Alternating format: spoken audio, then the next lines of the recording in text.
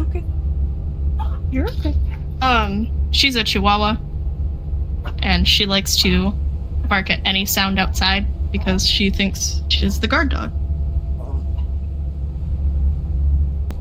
Why did you choose this avatar? I chose this one just because I like it. I think it's really cute, and Sun's my favorite. Okay. Also, I can change expressions at will, so I think that's pretty cool. Just because it's a nice, calmer world, and it's a bit smaller, so it's not as distracting to me. I get distracted really easy. Playing consistently, it's only been... Sorry, I gotta think about it. Probably like 6 months.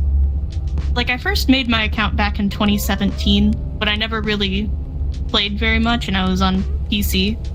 And then 2020 came around, and they came out with the Oculus Quest 2.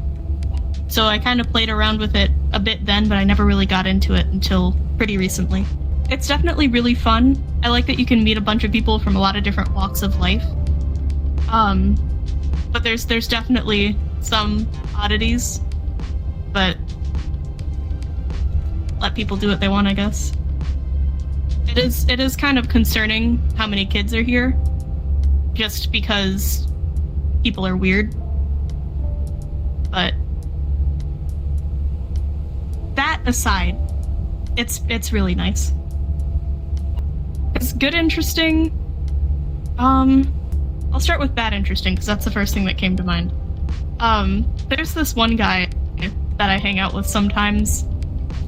Not because I seek him out, but because I haven't blocked him, and we both go to the drawing world, and he just likes to draw pornography in public. So that's definitely a thing. But as far as good interesting goes, I can't really pick any one person.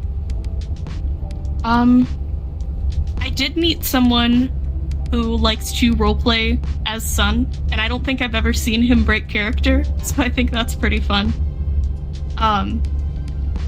We also draw sometimes. But yeah, that's about it. I'm actually normally a mute.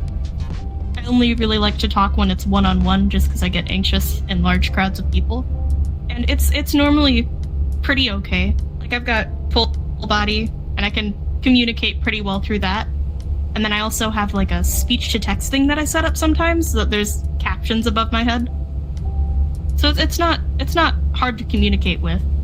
Honestly, I think it's a lot easier sometimes, because I have more time to think about what I'm going to say. There's less pressure to, I guess, communicate verbally in a clear way. So what year did you enter fandom? I think in general, I've always kind of been involved in fandom, at least as far as I can remember.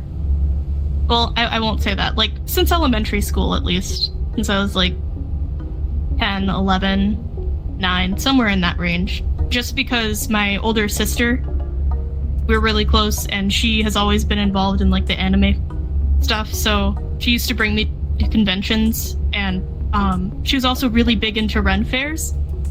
And I'd consider that a fandom, like historical reenactment, stuff like that. So I think most of my life. But as far as online fandom goes, I'd say I've only really been involved since I was 15, 16. And I think it's neat.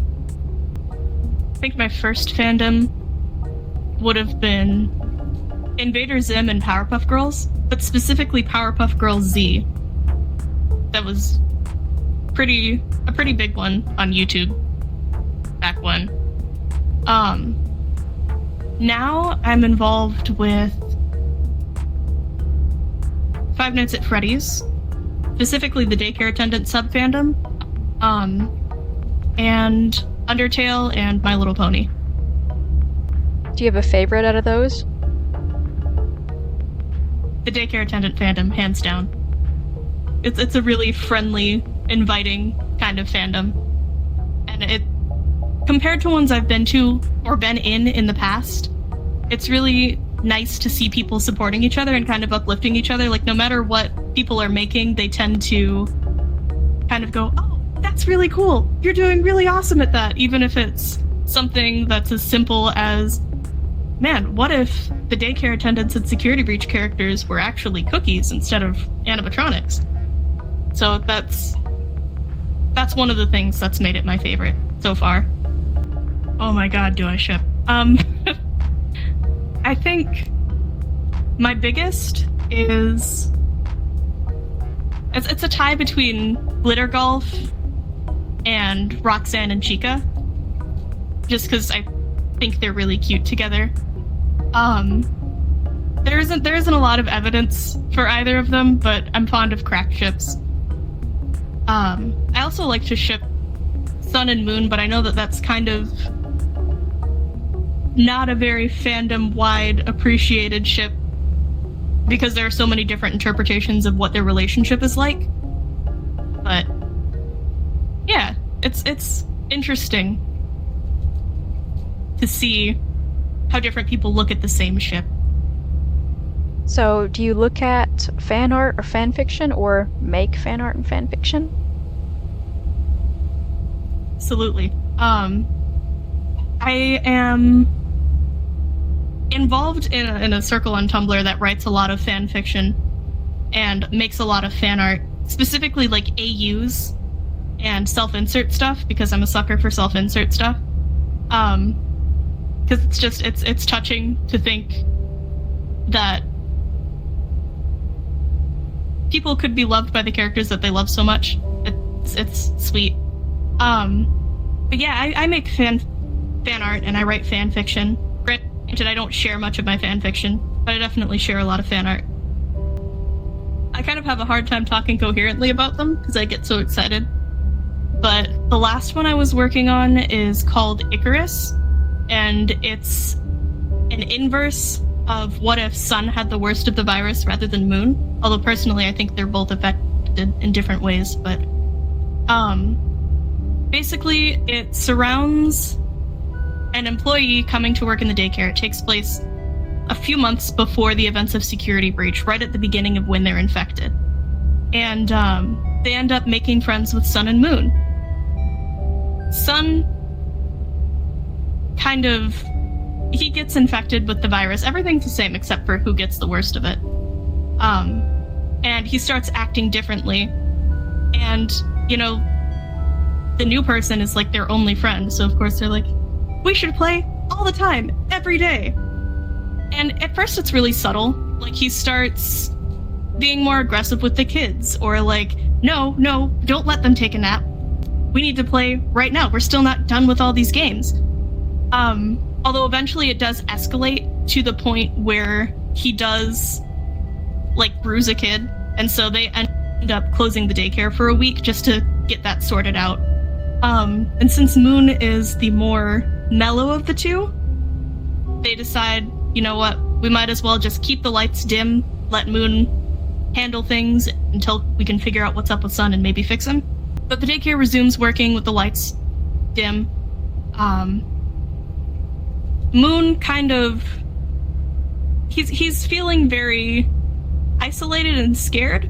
That's a lot more responsibility than he used to have, because nap time used to be such a small portion, and even before the daycare on stage, he still had a pretty small role. So he kind of takes it pretty rough.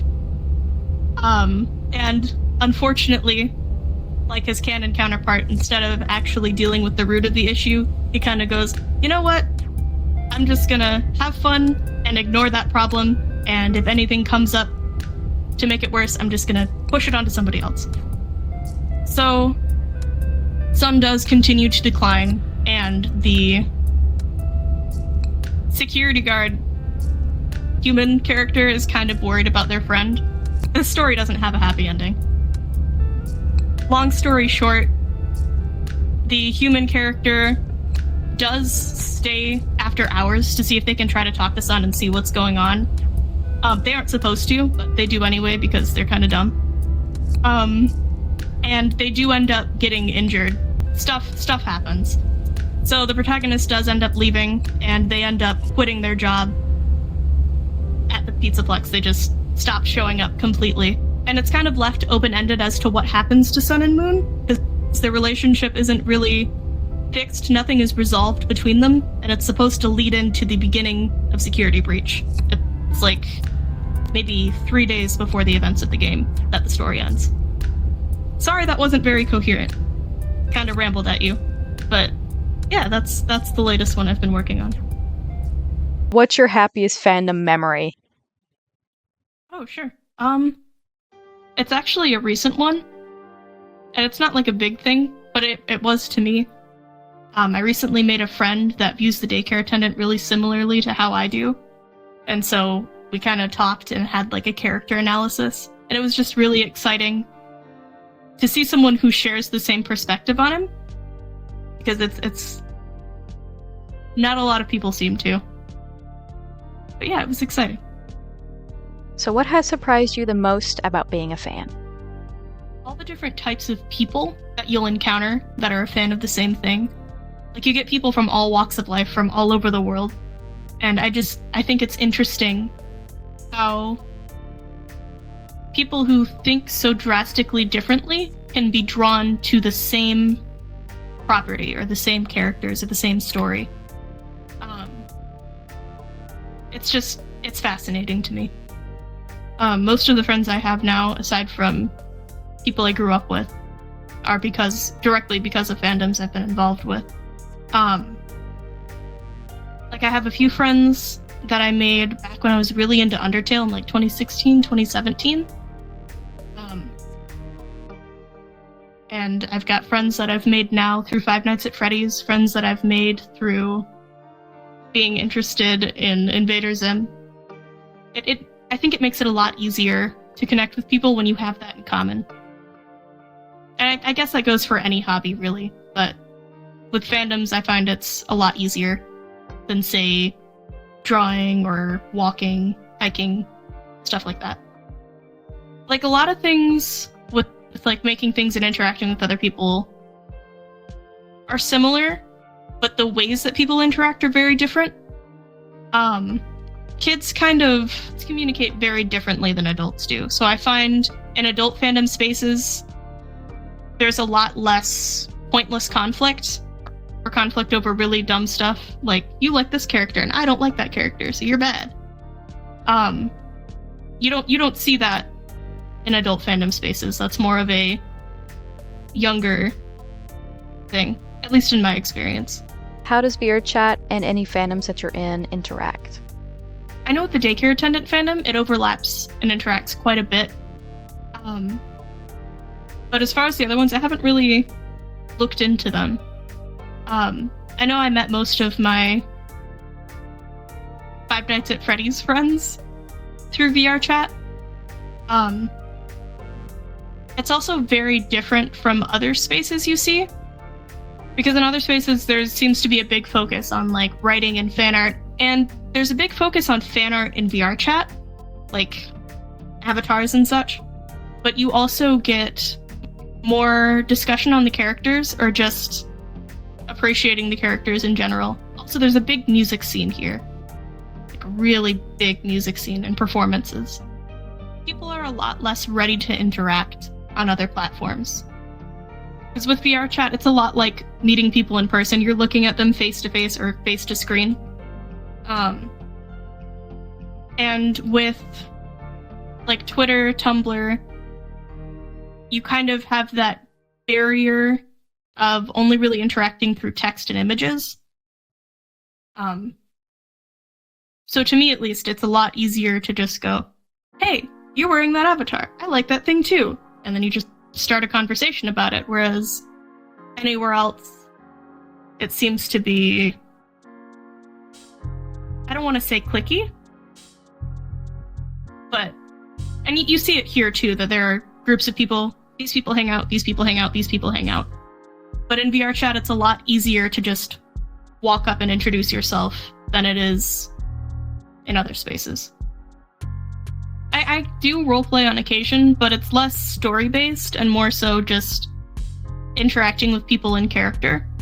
Like the last one I did, I played Sun during a hide and seek game for a group I'm in where we all got together and then Sun and Moon chased people down.